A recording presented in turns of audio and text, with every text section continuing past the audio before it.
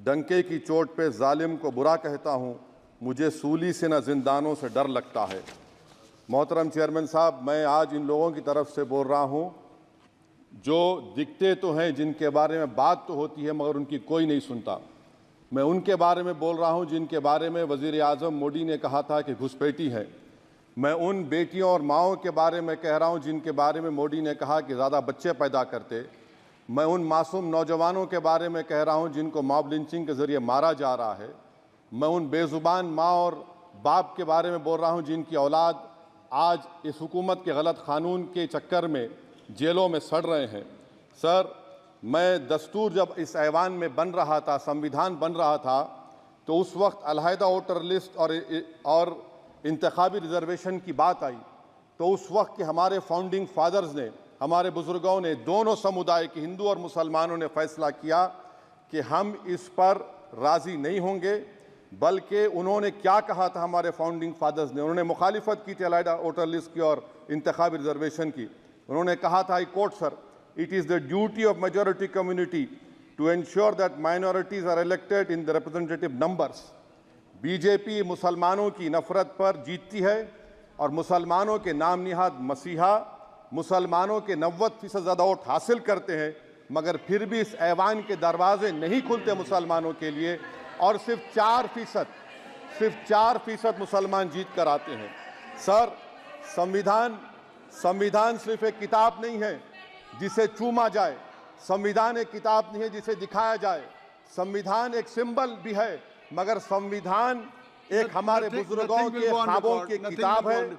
हमारे जमहूरियत को हमारे बुजुर्गों ने इस तरह समझा, हमारे फाउंडिंग फादर्स ने इस तरह जमहूरियत को समझा कि इसमें हर समुदाय और मजहब और समाज के मानने वाले लोगों की राय को शामिल किया जाएगा इस मुल्क को चलाने के लिए, मगर इस ऐवान में सिर्फ 4% मुसलमान जीत कर आते हैं।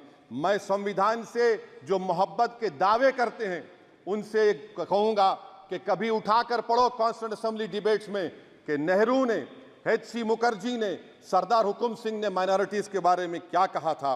सर, वतन अजीज़ का मुस्तकबिल कैसा होगा जब बीजेपी मुझे गायब करना चाहती है और दीगर हिज़्ब इख्तिलाफ की पार्टियां के लिए मेरा वजूद सिर्फ वोट डालना और अपनी खबर में जाकर सो जाना है। इसीलिए आप देखते हैं कि समाजी इंसाफ है सर कि 4% मुसलमान जीत कर आते हैं। सर, इस ऐवान में ओबीसी समाज के एमपी अब अपर कास्ट के एमपी के बराबर हो चुके हैं।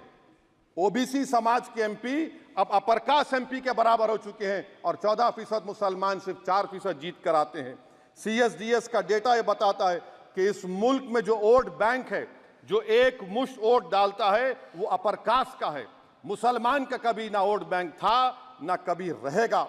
सर, 4 जून के बाद 6 मुसलमानों की मॉब लिंचिंग हुई, 11 घरों को मध्य प्रदेश में मोदी के बुलडोजर ने निस्तो नाबूद कर दिया। हिमाचल प्रदेश में एक मुसलमान की एक दुकान को लूट लिया गया और हिज़्ब इख्तिलाफ की पार्टियों की तरफ से सन्नाटा है। शायद अब वक्त आ चुका है कि लफ्ज़ मुसलमान का नाम लेना भी अब उस पर पाबंदी आयद कर दी जाएगी। सर, मैं ये बात बताना चाह रहा हूँ कि नरेंद्र मोदी को जो मैंडेट मिला है। एक मिनट, आप लोग बैठ जाएं, कृपया आप लोग बैठ जाएं। श्री मनसुख मांडविया जी, आप लोग बैठ जाएं, कृपया माननीय सदस्य बैठ जाएं। श्री मनसुख मांडविया जी, मनसुख मांडविया जी, कृपया आप लोग बैठ जाएं। अपने प्रारंभिक कृपया आप लोग बैठ जाएं। आप लोग बैठ जाएं। माननीय सदस्य ने अपने प्रारंभिक भाषण में जो शब्द प्रयोग करा है उसको ऑथेंटिकेट करा जाए। और अभी उन्होंने उल्लेख करा कि मोदी के बुलडोजर ने वहाँ मॉब लिंचिंग करा है, उसको भी ऑथेंटिकेट करा जाए। निश्चित तौर से इसको ठीक है। उवैसी साहब, जब भी कोई बात नहीं सर, आप चेयर पर बैठे हैं जी, इसलिए आप मंत्री जी को पेट में दर्द हुआ, माशाल्लाह, शुक्रिया उनका। नहीं, तो सर मैं ये बोल रहा था, जवाबदेही है अरे ये नहीं, मंत्री इससे बुरी बात क्या है? पेट में दर्द हो सकता है, वो दर्द ये सब ठीक। अच्छा, दर्द हुआ, चलिए दर्द हुआ, दिल का दर्द हुआ।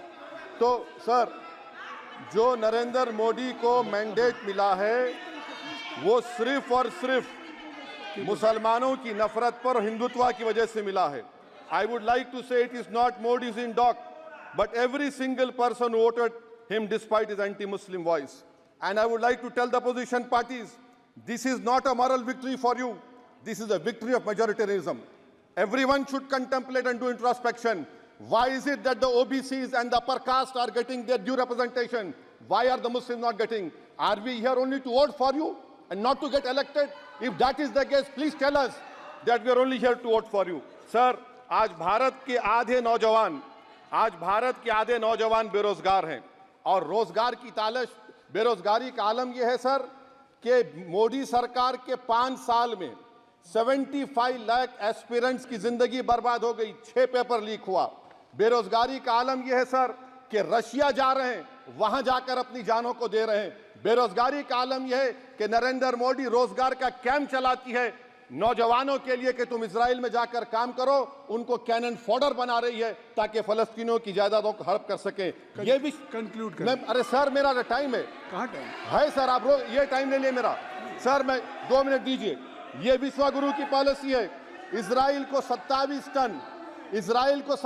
टन हथियार जा रहा है। 9 मिलियन भारत के लोग गल्फ में काम करते हैं, क्या असर पड़ेगा? 47,000 इजरायली फलस्तीनी मार चुके हैं। क्या है हमारी पॉलिसी सर, क्यों हथियार दे रहे हैं? सर नस्लकशी हो रही है। सदर जमहूरिया के खुतबे में राष्ट्रपति के सर मैं उसी पे बोल रहा हूं सर, उसमें लिखा हुआ है फॉरेन पॉलिसी के ऊपर, आप पैराग्राफ नंबर 25 देख लीजिए। सदर जमहूरिया में सैचुरेशन अप्रोच है।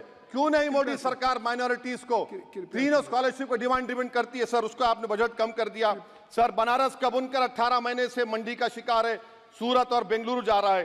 सर आखिरी बात कंक्लूड कर रहा हूं, आखिरी बात सर, पनून केस में निखिल गुप्ता, मोदी ने कहा था कि हम घर में घुसकर मारा, तो निखिल गुप्ता को किसने ऑर्डर दिया था पनून को मारने का?